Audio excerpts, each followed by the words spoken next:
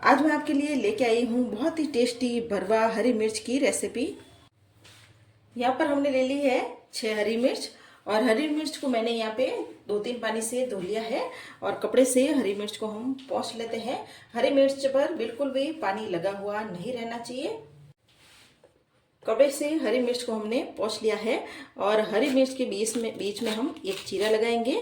चीरा लगाने के बाद हम बीज के बीज जो होते हैं इसके बीच में वो आप चाहे तो निकाल भी सकते हो इस तरह से, या मैं इसमें से बीज नहीं निकाल रही हूँ।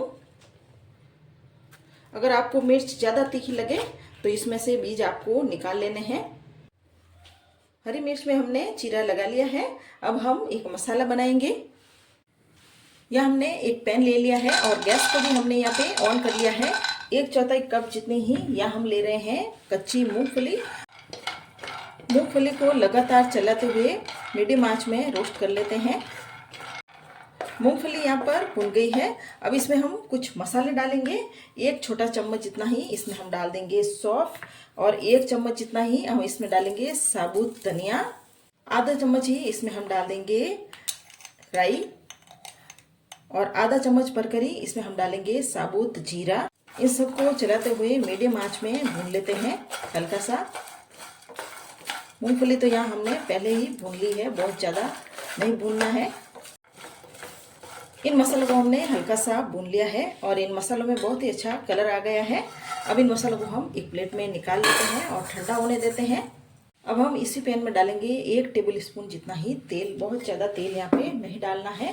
तेल भी यहाँ पे गर्म हो गया है। अब इसमें डाल रही हूँ बेसन। या मैंने 1 कटोरी जितना ही बेसन ले लिया था। बेसन को हम मिक्स कर लेते हैं और गैस को हम एकदम लो आंच में कर लेंगे। लो आंच में करके ही लगातार चलाते हुए इस बेसन को हम भूनेंगे। बेसन को हम लगातार चलाते हुए भूनेंगे, बीच में बिल्कुल भी नहीं छोड़ेंगे। या मैं तेल डालकर बेसन को भून रही हूँ, आप बिना तेल डाले भी इस बेसन को आप भून सकते हो। और बेसन में से जो भी गुठली गांठ वगैरह हो इस तरह से चम्मच से दबाते हुए अच्छे से भूनेंगे। अब इस बेसन में मैं डाल रही हूँ 1/4 चम्मच जितना ही हल्दी का पाउडर, जिससे कि हल्दी का कच्चापन भी निकल जाए और हल्दी भी इस बेसन में पक जाए। और वापस से हल्दी को भी हमने मिक्स कर लिया है और लगातार ऐसे ही चलाते रहेंगे। जैसे जैसे बेसन पकेगा तो बेसन की बहुत ही अच्छी इसमें खुशबू आएगी, तो हमें पता चल जाएगा कि बेसन पक गया है। और हल्का सा बेसन का यहाँ पर कलर भी चेंज होगा। बेसन भी यहाँ पर भुन गया है और हल्का सा बेसन का भी यहाँ पे कलर चेंज हो गया है। अब इस प्लेट में हम बेसन को भी निकाल देते हैं। हमने यहाँ पे जो ये मसाले ठंडे होने के लिए रखे थे, इन सब मसालों को हम हमामदस्ते में डाल देते हैं और दरदरा सा हम कूट लेते हैं। इन मसालों को मैंने दरदरा सा कूट लिया है और एक प्लेट में निकाल देते हैं। बस ऐसा दरदरा ही हमें यहाँ पर इन मसालों को कूटना है, जिससे कि बहुत ही अच्छा टेस्ट आए। आप चाहे तो मिक्स जार में चलाकर भी इन मसालों को दरदरा कर सकते हैं। और बेसन में इन मसालों को मैंने डाल दिया है। अब इसमें हम कुछ सूखे मसाले डालेंगे।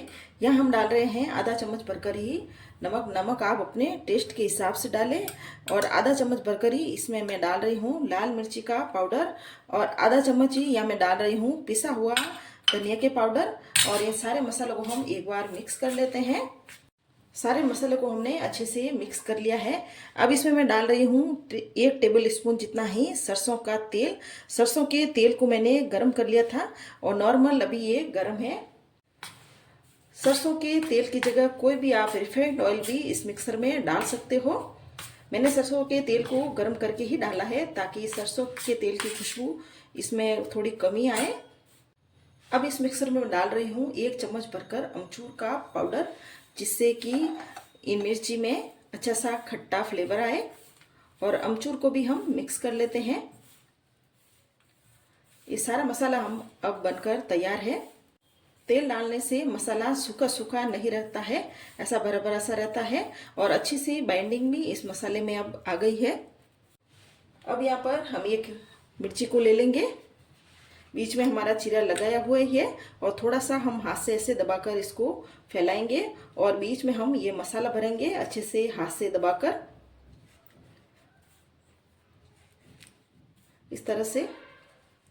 हाथ से दबाएंगे और ऊपर से भी ऐसे दबाएंगे जैसे कि पकते हुए ये मसाला भी बाहर ना निकले। दूसरी वाली हरी मिर्च में भी हम इसी तरह से दबाकर ये मसाला भर लेंगे। बस इसी तरह से इन सारी मिर्चों में हम ये मसाला दबाते हुए भर लेंगे। अगर आप हरी मिर्च में मसाला हाथों से नहीं भरना चाहते तो चम्मच से भी ये मसाला आप यहाँ पर भर सकते हो। और हमने यहाँ पर ये सारी हरी मिर्च में मसाला भर लिया है इस तरह से, और ये इतना सा मसाला बच गया है। अब हम इसी पैन में डालेंगे तेल। यहाँ मैं ले रही हूँ सब्जी के लिए सरसों का तेल। यहाँ मैंने 4 टेबल स्पून जितना ही तेल डाल दिया है। सरसों का तेल है तो तेल को हम अच्छा धुआं उठने तक गर्म करेंगे। सरसों तेल को मैंने एक बार धुआं उठने तक गर्म कर लिया है और हल्का सा वापस ठंडा भी कर लिया है। और इसमें हम डालेंगे जो 2/4 जितने ही हल्दी का सरसों के दाने, 2/4 छोटा चम्मच जितना ही हम इसमें डाल देंगे कलौंजी। साथ ही हम डालेंगे इसमें आधा चम्मच तिल। ये सारे मसाले अब चटक गए हैं। अब इनमें हम डालेंगे मिर्ची।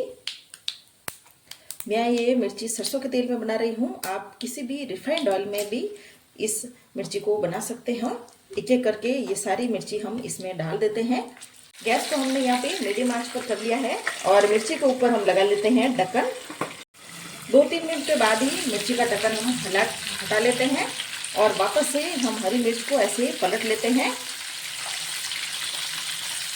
ये नीचे से ऐसे पकने लग गई है। इसी तरह से हम 1-2 बार ऐसे अलट पलट इनको करते रहेंगे बीच बीच में। हरी मिर्च को मैंने पलट लिया है। अब वापस से एक बार ढक्कन लगा लेते हैं। अब वापस से ढक्कन हम हटाएंगे और वापस से इनको अलट पलट करेंगे।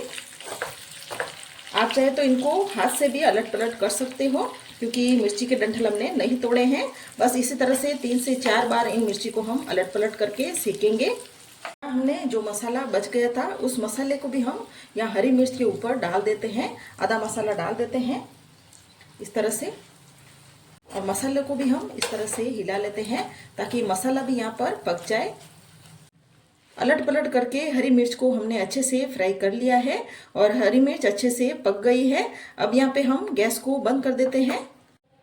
अब हम हरी मिर्च को यहाँ पर सर्व कर लेते हैं। ये बहुत ही टेस्टी यहाँ पर हरी मिर्च बनी है। इस हरी मिर्च को आप कहीं बनाकर सफ़र में भी लेकर जा सकते हो। आप पूरी पराठे के साथ ये हरी मिर्च खाएं। ये खाने में बहुत ज़्यादा टेस्टी है और 2 दिन के लिए आप इसे स्टोर भी कर सकते हो, ये खराब भी नहीं होगी।